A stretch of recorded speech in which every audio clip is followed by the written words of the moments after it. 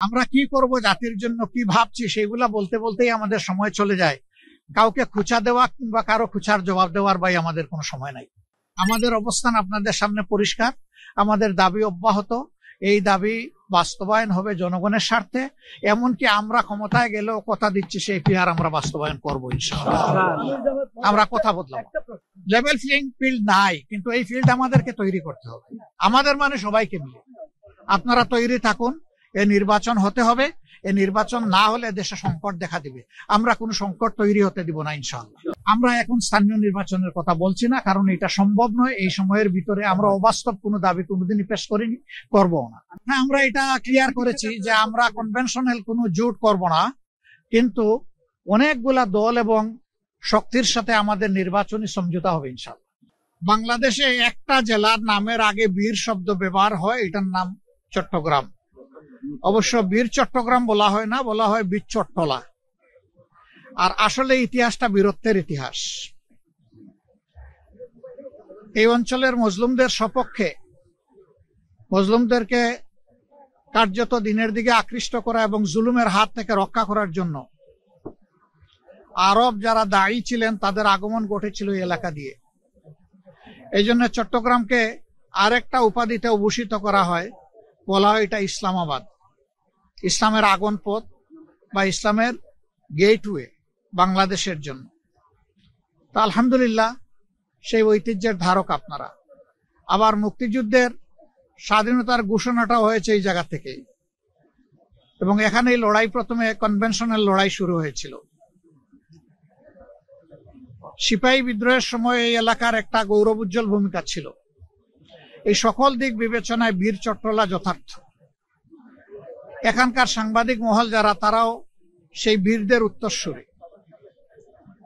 এবং বর্তমানে দুনিয়ায় কনভেনশনাল ওয়ারের চাইতে মিডিয়া ওয়ারটা অনেক শক্তিশালী এবং গুরুত্বপূর্ণ। বাংলাদেশ এখন ইতিহাসের একটা বাঁকে এসে দাঁড়িয়েছে। আমরা 47 পার হয়ে এসেছি, 52 পার হয়ে এসেছি, 71 পার হয়ে এসেছি। এখন আমরা দাঁড়িয়েছি 24-এর কূলে। বারবার এই জাতির সামনে সুযোগ এসেছে, কিন্তু সুযোগের উত্তম ব্যবহার যাদের করার কথা ছিল, তারা সেই ব্যবহার না করে অপব্যবহার করেছে, যার কারণে এই অঞ্চল দুইবার স্বাধীনতার আলো দেখার পরেও সেই আলো অনেকটা নিভু নিভু হয়ে গেল। দ্বিতীয় স্বাধীনতার আজকে 54 বৎসর। এই দীর্ঘ পথ পরিক্রমায় একটা জাতি বহুদূর এগিয়ে যাওয়ার কথা ছিল। আল্লাহ তাআলা আমাদেরকে বহুবিধ সম্পদও দান করেছেন, আর সম্পদের একটা লীলাভূমি হচ্ছে এই চট্টগ্রাম, বিশেষভাবে বাংলাদেশের মধ্যে। কিন্তু আমরা সেই সম্পদের উপকারভোগী হতে পারলাম না জনগণ। কিছু লোক জনগণের সম্পদকে লুণ্ঠন করে তারা তাদের পকেটকে ভারী করেছেন, তাদের কপাল কিসমত বড় করেছেন। কিন্তু জনগণ কার্যত সেরকম কোনো উন্নয়নের মুখ দেখেনি। শিক্ষা আমাদের মুখ তুবড়ে পড়ে আছে। ইলেকট্রোমেকানিক্যাল ইন্ডাস্ট্রি নতুন করে এখন আর গ্রো করছে না। এগ্রো বেসড ইন্ডাস্ট্রিতে আমাদের তেমন কোনো সাড়া নেই। আমাদের মৎস্য এবং পশু সম্পদে ব্যাপক প্রয়োজন থাকা সত্ত্বেও এখনো আমাদের চাহিদার তুলনায় আমাদের প্রোডাকশন খুবই কম। এই সব কিছু একটা কারণেই, এটি হচ্ছে ভিশনারি, আন্তরিক, দেশপ্রেমিক, সৎ নেতৃত্বের অভাব। এই 4টা উপাদান ছিল না বলেই দেশ বারবার মুখ থুবড়ে পড়েছে। সুযোগ এসেছে, সুযোগ হারিয়ে গেছে। আমরা 24-এর এই সুযোগকে আর হারাতে চাই না। এই সুযোগের ইনশাআল্লাহ আমরা 16 আনা সদ্ব্যবহার করতে চাই।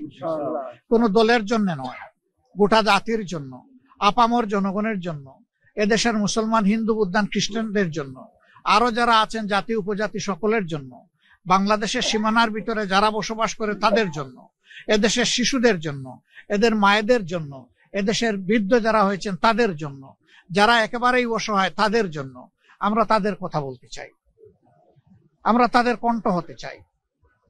এই জন্য আমরা আল্লাহর উপর ভরসা করে ঘোষণা করেছি যে আমাদের যুদ্ধ হবে এই দেশকে সত্যিকার মুক্তির স্বাদ এনে দেওয়ার জন্য দুর্নীতির বিরুদ্ধে।